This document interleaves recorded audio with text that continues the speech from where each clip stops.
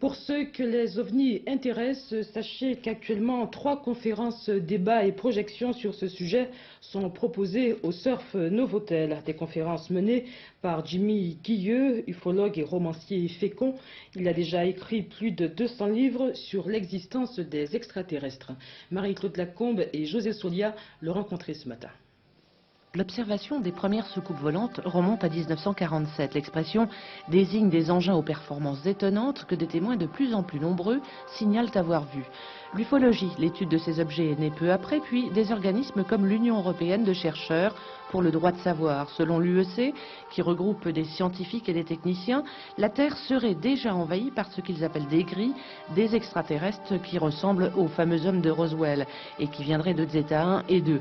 Ces gris travailleraient dans les sous-sols de certaines bases militaires et bénéficieraient de la complicité d'un gouvernement secret. Alors, ovni et petits gris, c'est délire, arnaque ou vérité partielle, allez savoir. Croire ou pas croire, c'est aberrant.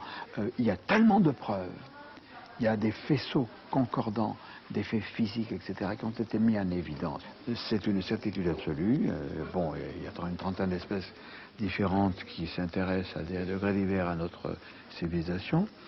Il y a une mafia planétaire à laquelle collabore la totalité des chefs d'État de la planète Terre.